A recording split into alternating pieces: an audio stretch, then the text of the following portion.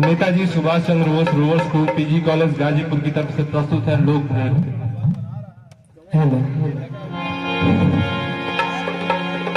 कि जब से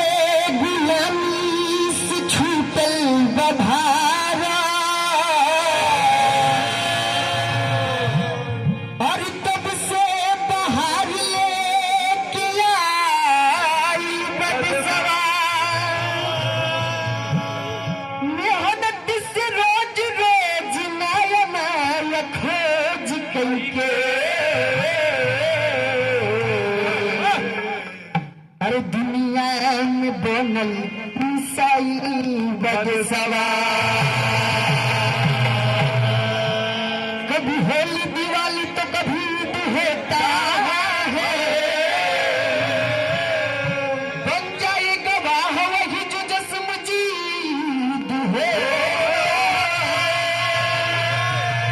चलाती दुश्मनों के सीने पर गोलियां वही तो गाजीपुर के वीर हमीद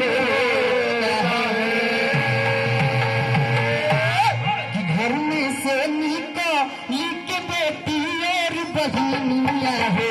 घर में से निकाली के बेटी और बहनिया हो अंतरिक्ष में करेली लाला अंतरिक्ष में करेली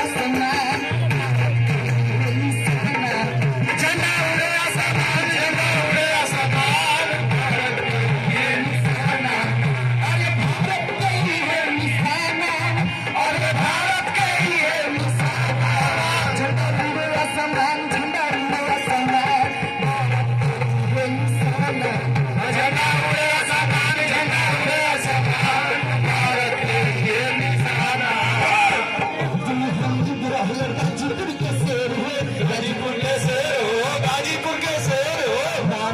दुश्मन के पर भी हम